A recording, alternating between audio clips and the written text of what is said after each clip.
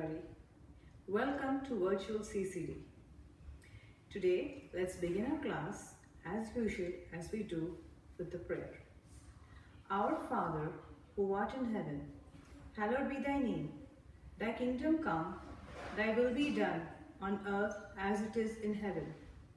Give us this day our daily bread.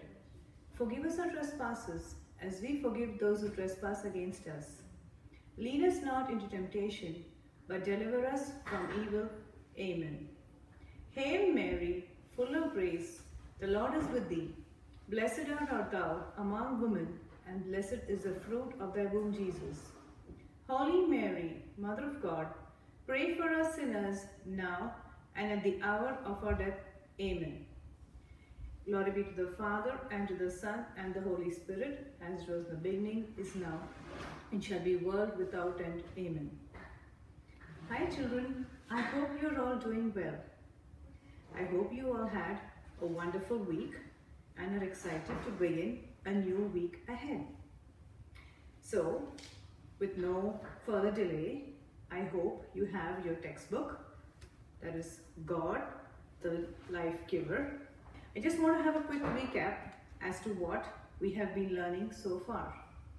If you remember, we began with learning about God, who is our creator. He created you, me, the sun, the moon, the stars, and everything that you see around. If you remember, Adam and Eve was created in God's likeness. He wanted us to live with him forever. He gave Adam and Eve control of everything. All God had asked them was not to eat from the tree of knowledge that was the Garden of Eden. Guess what? What happened? Adam and Eve disobeyed God. Sometimes don't we do that at home? When mommy prepares something nice or daddy has made something nice, okay, and they tell us, no touching it, you can do everything else, you can have everything else but that, because that's saved for a special occasion. We feel tempted. I want to go and eat that pie or the cookie, or I want to go and touch the thing that daddy has made. And then the sin happens. We disobey. That's the same thing what Adam and Eve did. They disobeyed God. Did God get upset? Yes. Just like mommy and daddy get upset, right? Sometimes when they get upset, they give us small punishments, right? They get angry with us, right? But they also forgive us. Why? Because they love us. Your mommy and daddy cannot be angry with you forever. They are your parents. Same way, God is our Father. He cannot be angry with us. He forgives us. And He forgave Adam and Eve, but He also told them that now they had to work hard. Okay. Adam and Eve repented, but nonetheless they had committed that sin.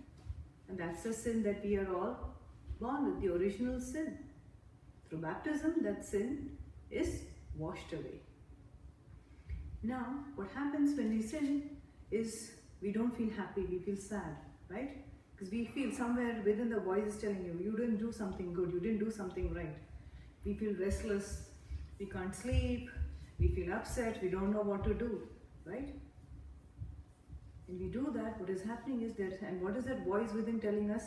Telling us to take ownership of the fact that you sin and go and repent, say sorry. Till we do that, we keep feeling that, right? That restlessness. And that is what happens when we commit sin. Destruction. It takes us away from God. So if you see the previous chapters, you had people walking away from God, Adam and Eve, followed by Cain, who was jealous of Abel, followed by people during the time of Noah. And that's why God saw Noah was somebody who was following God's commandments and living his life the way God wanted him to live. So that is why when God decided that he was done with all this mankind, done with people not listening to him, he was going to give them punishment, he was going to destroy them. He saw Noah and he said, but I will save him, right? And you all remember the story of Noah and his ark and how they were in the water for 40 days. And when finally they landed on land, God made a promise to Noah that never again I'm going to destroy the world. Okay? Because I know there are going to be some good people, so I'm never going to destroy it. But still people continued, right? And that's how, if you remember, in the story of Noah, we also learned the story of the Tower of Babel, where everybody thought, oh, I'm so great, God is so there, so it's all me, you know what? Why do I need to go to the temple to pray? I can directly go look up, that's heaven. So let me build my staircase, my tower to heaven, so I can directly go and speak with God. And that was again the arrogance, right? That it's all me, it's not God. That got God angry again. And guess what? He decided to disperse them, and they all started speaking different languages. So one spoke Greek, one spoke Malayalam, one spoke English, one spoke Spanish, one spoke some other language. They all spoke different languages and could not understand each other. Right? But God still was there to take care of all of us. And when I say God was there to take care of us, He makes sure, okay, that He sees what we are doing. When we are in times of need, many of us go to God and ask God for help. But when we are having good times also, we should go to God. We should always trust in God's providence for us. In this chapter, we learn about Abraham, who is the father of faith for us. Why? Abraham, he trusted God. When God told him, he did not disbelieve God. When God told him to leave Haran, where he was living with his wife, and his ancestors lived there for so many years, to leave that place and to go to a land which he has never seen, because that is where is the promised land, and God is going to make him a father of all the nation. Will you and me get up suddenly and go? No, right? If you think about it, most of us, most of your parents, or at least some of your parents, came from India out here, right? Yes, we had a job, some of us came to study, some of us had jobs out here that got us out here, but still we did not know anything about this land, right? We came to this country, okay? We traveled from India and came all the way out here, okay? And are living out here, right? That is the same thing with, similar to Abraham, who trusted in God. Many of your parents, when they came here, they trusted that God is going to take care, that God is going to help. There are going to be difficulties, there are going to be struggles, but God is there, God will help me. Just like Abraham put his trust in God, he left the land that he knew and started on this journey to a land he had no idea about, other than the fact that God told him, go there, I am there with you, I will make you a great nation. And guess what? Abraham had no children too. So when God made him the promise that I'm going to give you so many children, as much as the stars in the sky and the dust on the sand, the land, Abraham was old. He did not tell God, what are you talking about? He blindly trusted God. And that did not happen overnight. Oh, I make a promise to you, tomorrow morning immediately that happens. No. God made sure that Abraham's faith and trust in God is strong. That is what He expects of us.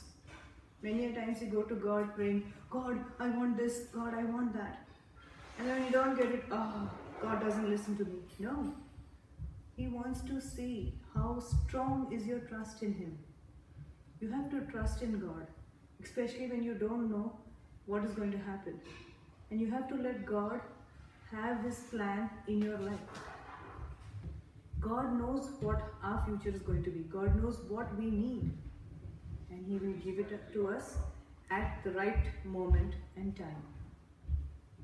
So, Abraham and Sarah, if you remember, if you're in the Bible, they were then blessed with a child, and his name was Isaac. Now, if you look at the genealogy from Isaac, he had two sons. From him came Jacob, Esau, and Jacob. Now, the interesting story about Esau and Jacob is they were twins. But Jacob managed to steal the birthright from Esau. That is how he got the blessing from his father. But that was already made known to his mother, Rebecca, when she was pregnant with both the boys, that Jacob. The second one, that is Jacob would be the one to lead the nation, to be the follower, and he would be the one that is chosen by God. So which is interesting, right? Now Jacob is known, he had, if you remember, Jacob's name got changed to Israel. If you remember the story, I don't know if you'll remember or no, the story of how Jacob's name got changed to Israel was, he once waged a fight with an angel of God in the middle of the night, and the fight continued for some time, and that's when the angel of the Lord, at the end of the fight, the angel of the Lord told him that from henceforth, your name will not be Jacob, but Israel. So that's how we are called the Israelites. Jacob had 12 sons, and one of his sons was Joseph. Now Joseph was a dreamer. He always dreamt about things which kind of annoyed his brothers, and since his father liked him a lot, that got them all the more jealous. So guess what they did? They sold him to some Egyptians, and that's how he landed up going to Egypt. But there too, life was not easy for him. But because he had God's grace and blessing on him, and he lived his life according to God's will, whenever any temptation, whenever any danger came on him, he was always saved, including when he was accused of false things by the governor's wife. God made sure that the governor believed Joseph. And that's why when the famine happened and when Jacob's sons traveled to Egypt in search of food, Joseph was able to recognize them. So that is how, if you see in the history of salvation, Abraham leaves Haran and is making the journey to Canaan. And when he's doing that journey, he has Isaac, continues to Jacob. Jacob's son Joseph goes to Egypt, and that's how the tribes of Jacob go into Egypt. And if you see in the next chapter, we're going to be talking about Moses, who is then taking them to the promised land. So from Abraham, we continue going all the way to Moses, and it goes even further. And this shows you the genealogy of Jesus' family. Now you might wonder, why am I talking about the genealogy about Jesus' family? Think about yourself. Okay? Do you all know the genealogy of your family? Do you all know about your mother's side of the family, your father's side of the family? What is it about your name? Your baptismal name or your official name? Why do you have that name? Is it based on the name of somebody from your family? What is his or her connection to you? Is that a grandfather, or an uncle, or a grandmother, aunt, great-grandfather, great-grandmother, a saint? How did the connection come? These are some interesting things which, when you get time to sit down and talk with your parents to find out more about your name, right? So, if you don't have any questions, I would like to open the textbook and chapter with you. Okay. If you have any questions, please do not hesitate to ask me any questions either in the comment section below or reach out to me via email. Okay. So, man was created by God who sinned against him. God punished them, but he did not desert them. He loved even the sinners and prepared the way to save them from sin. God called Abraham specially for this. He lived in Haran. His wife was Sarah. Both obeyed God. God said to Abraham, "Go from your country and your kindred and your father's house to the land that I will show you. I will make of you a great nation, and I will bless you. And all your families of the earth shall be blessed." So, as instructed, Abraham left Haran with his wife and nephew Lot, and they dwelt in Canaan. The Lord appeared to Abraham and said, "To your offsprings I will give this land." Abraham and Sarah did not have any children. They were old, but just like I told you, God promised them a son. Abraham believed in God's promise, and just as God had promised, they had a son, they named him Isaac. And as I spoke before, Isaac had 2 children, Esau and Jacob. Jacob had 12 sons, and through the 12 sons of Jacob, the descendants of Abraham continued to grow. Okay? And they lived in the promised land. The descendants of Jacob are known as Israelites. Joseph was one of the 12 sons of Jacob. Okay? As he was liked by most, some of his brothers hated him. They sold him as a slave to the Egyptians. But God was with him. By God's providence, he was appointed the ruler of Egypt. Canaan, where Jacob's children lived, faced severe famine. They came to the Pharaoh of Egypt to buy corn. Joseph recognized his brothers. He took them to Egypt and made them stay there. Thus, the Israelites began living in Egypt. When Joseph died, the Egyptians made them slaves. They tortured them in many ways. God chose Moses, the prophet, and saved them from slavery through him. All these were God's ways of salvation. God prepared these ways to save men who became slaves to sin.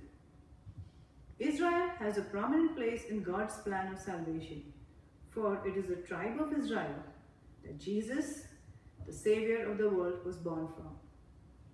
So, if you have no questions, I would request you to complete the questions in the workbook. It has got to do with the genealogy and a word search. And if you can, try to read the next chapter as a preparation for our next lesson. Thank you, and let us end this class for today. Bye-bye.